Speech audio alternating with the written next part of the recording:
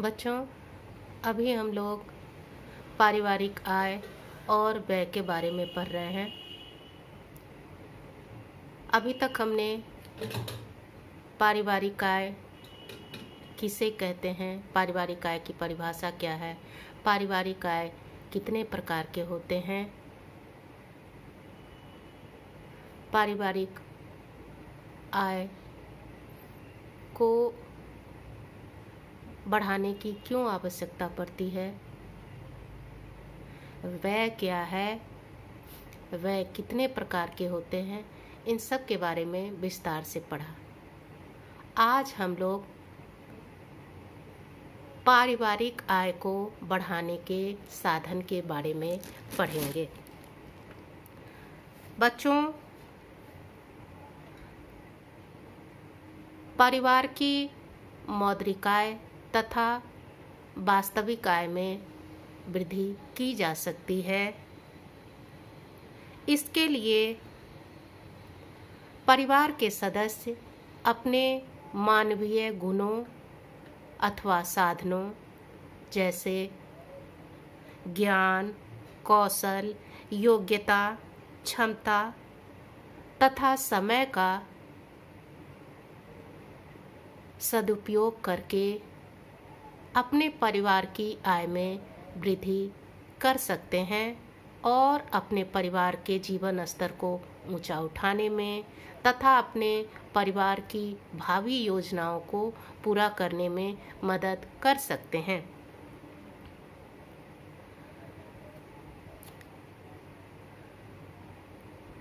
बच्चों, आय बढ़ाने का एक सबसे उत्तम साधन समय होता है, परंतु समय सीमित होता है। किंतु यदि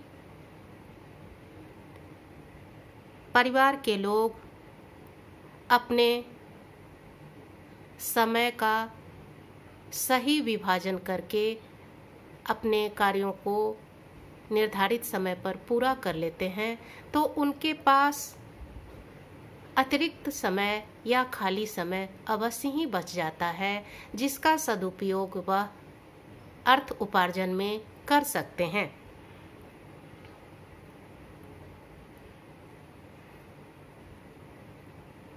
पारिवारिक आय को हम कई तरीकों से बढ़ा सकते हैं, जैसे गृह एवं लघु उद्योग खोलकर, पार्ट टाइम जॉब करके, ओवर टाइम करके, ट्यूशन पढ़ाकर, खाद्य सामग्री का संरक्षण करके, घरेलू बागवानी करके, भौतिक साधन जो हमारे पास अतिरिक्त हैं उनका सदुपयोग करके और हमने जो धन बचत किया हुआ है उस धन का सही विनियोग करके। बच्चों, सबसे पहला है गृह एवं लघु उद्योग।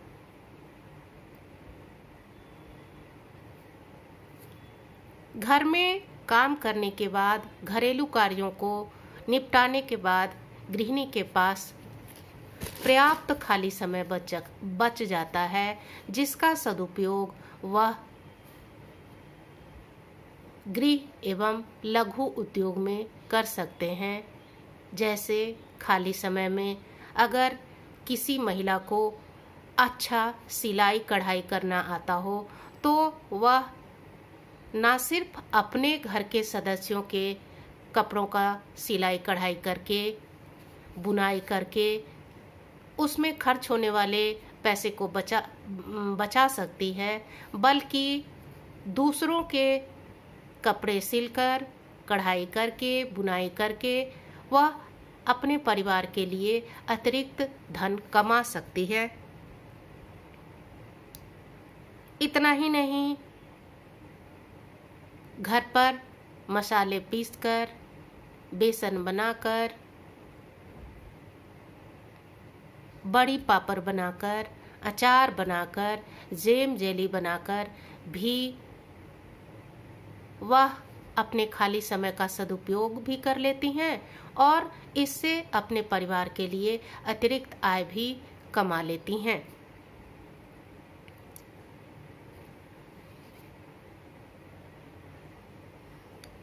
बड़े बड़े शहरों में जो गृहिणी होती हैं, जो हाउसवाइफ होती हैं, जो बाहर कोई काम नहीं करती, वह अपने घर के एक कमरे में क्रैच खोल लेती हैं और यह भी उनके अतिरिक्त आय का एक महत्वपूर्ण साधन बन जाता है। जिन महिलाओं को सौंदर्य संबंधी जानकारी हो, वह ब्यूटी पार्लर खोलकर उसे भी अपने अतिरिक्त आय का साधन बना सकती हैं। इतना ही नहीं, खाली समय में महिलाएं अथवा वैसे पुरुष जो कहीं कार्य नहीं करते हैं, वह अपने घरेलू कार्यों को निपटाकर साबुन बनाना, तेल निकालना, गुड़ बनाना, मोमबत्ती बनाना, सूत कातना इत्यादि लघु उद्योग चला सकते हैं और यह भी उनके आमदनी का एक बहुत बड़ा जरिया बन जाता है।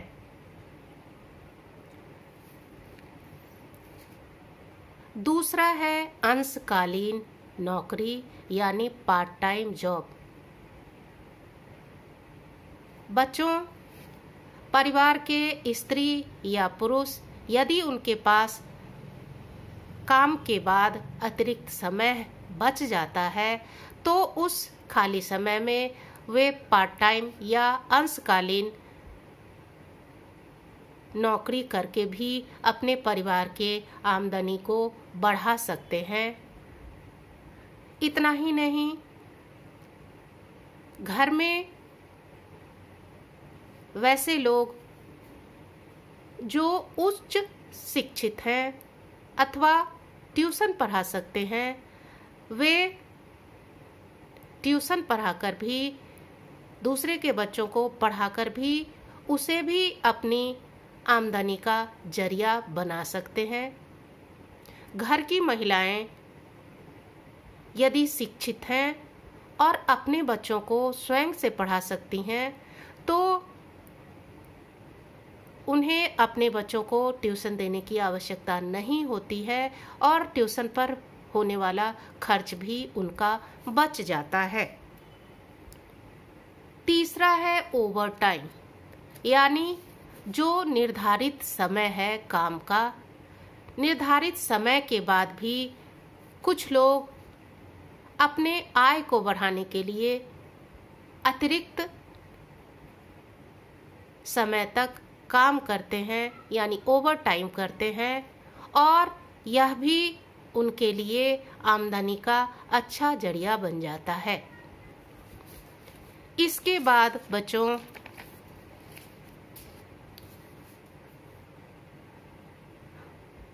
मौसमी खाद्य पदार्थों का संरक्षण एवं संग्रह करके भी उसे आमदनी का जरिया बनाया जा सकता है। अर्थात जिनके पास अपने परिवार के अतिरिक्त मौसमी खाद्य पदार्थ बच जाते हैं, वे उन पदार्थों का उचित संरक्षण और संग्रहीकरण करके अन्य मौसम में उन वस्तुओं को बाजार में बेचकर उससे भी आमदनी कमा सकते हैं और यह भी उनके पारिवारिक आय को बढ़ाने का जरिया बन सकता है।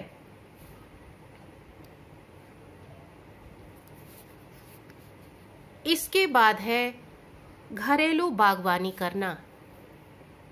यदि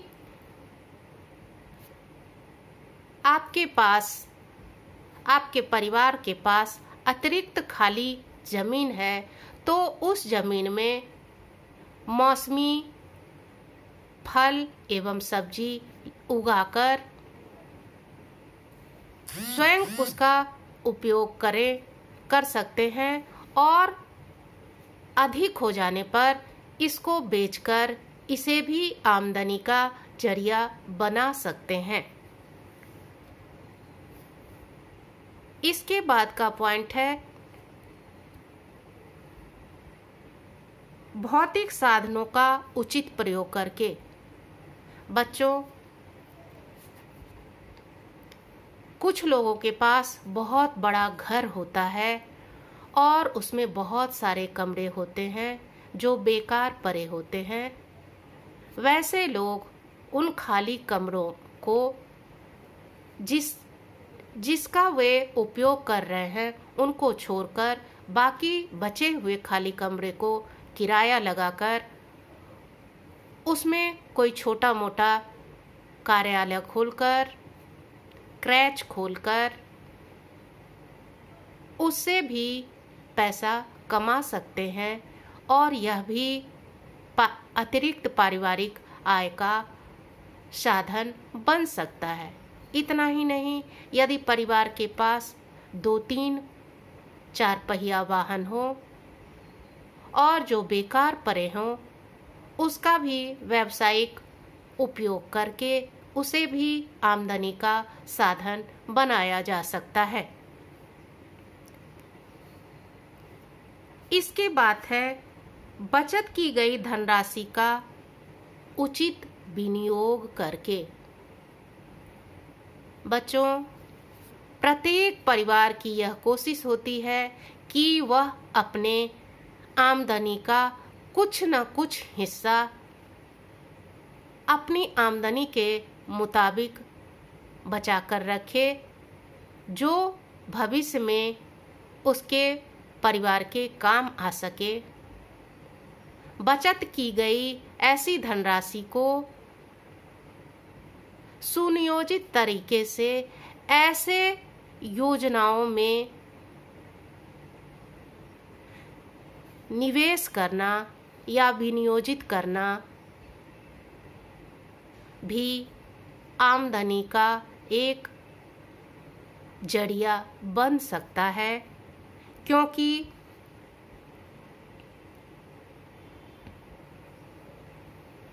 इस विनियोजित या निवेश की गई धनराशि पर योजना के मुताबिक बाद में अतिरिक्त धन मिलता है, जो परिवार के आय को बढ़ाने का एक साधन हो सकता है। इस प्रकार हम देखते हैं कि यदि परिवार के लोग अपनी योग्यता एवं कुशलता का सही सदुपयोग करें तो वे अपने परिवार की आय को बढ़ा सकते हैं। इसके लिए उन्हें अलग से कुछ नहीं करना पड़ता है। वह अपने समय का सही सदुपयोग कर सकते हैं, अपने ज्ञान का सही सदुपयोग कर सकते हैं, अपनी कुशलता, अपनी प्रतिभा का सदुपयोग कर सकते हैं। अपने पास अतिरिक्त जो भौतिक साधन हैं उनका सही इस्तेमाल करके और बचत की हुई धनराशि को उचित तरीके से निवेश करके अपने परिवार के आय को बढ़ा सकते हैं। बच्चों, पारिवारिक आय को बढ़ाने का दूसरा साधन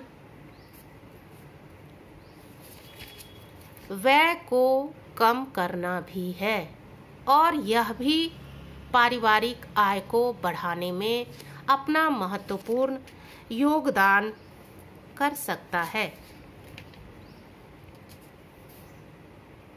इसके लिए सबसे पहला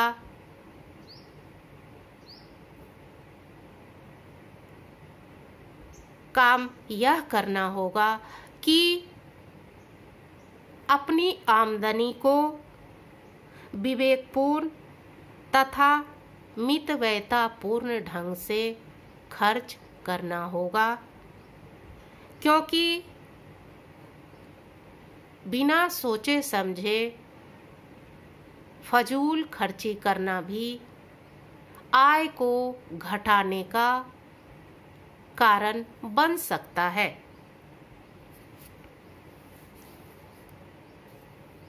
इसके लिए हमें सबसे पहले आवश्यकताओं पर खर्च करना चाहिए और उसके बाद यदि पैसा बचता है तभी परिवार के विलासिता संबंधी अथवा मनोरंजन संबंधी आवश्यकताओं को प्राथमिकता देनी चाहिए और उस पर खर्च करना चाहिए।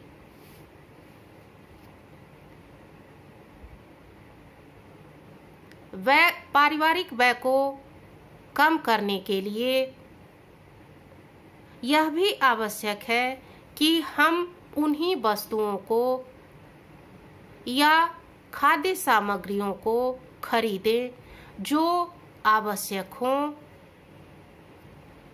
अनावश्यक वस्तुओं अथवा अनावश्यक खाद्य पदार्थों का संग्रहीकरण करना भी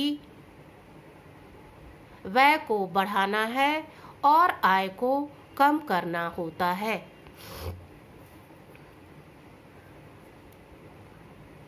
पारिवारिक व्यय को बढ़ाने में सरकारी सुविधाओं और सेवाओं का भी महत्वपूर्ण योगदान होता है। इसलिए प्रत्येक व्यक्ति को यह भरसक प्रयास करना चाहिए कि वह सरकार के द्वारा प्रदत्त सेवाओं एवं सुविधाओं का भरपूर लाभ उठाए और उस पर होने वाले अनावश्यक पारिवारिक व्यय को रोके, क्योंकि यह भी हमारे आय को बढ़ाने का एक महत्वपूर्ण साधन बन सकता है।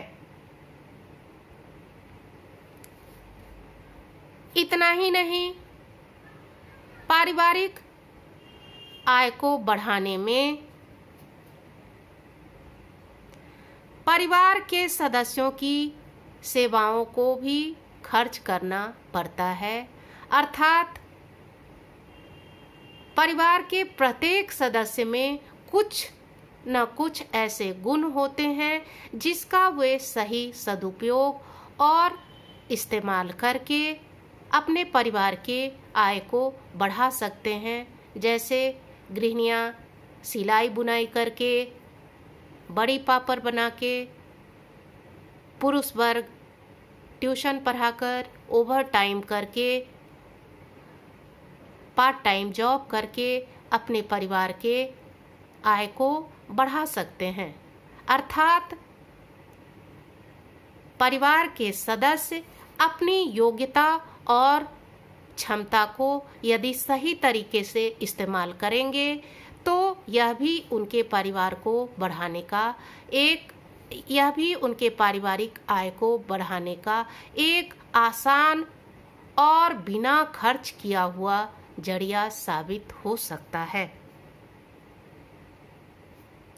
इस प्रकार हम देखते हैं कि पारिवारिक आय को बढ़ाने के लिए हमें दो बातों पर ध्यान देना पड़ता है। पारिवारिक आय को बढ़ाने के साधनों की खोज करना और उन साधनों का सही इस्तेमाल करना। दूसरा, अपने पारिवारिक खर्च को कम करना, अर्थात हम अपने सीमित आय को जितना ही सोच समझकर और विवेकपूर्ण ढंग से खर्च करेंगे, अपने फजूल खर्ची पर जितना ही अंकुश लगाएंगे, हमारे पारिवारिक आय में उतनी ही अधिक वृद्धि होगी, हमारा पारिवारिक आय उतना ही सुरक्षित रहेगा। धन्यवाद।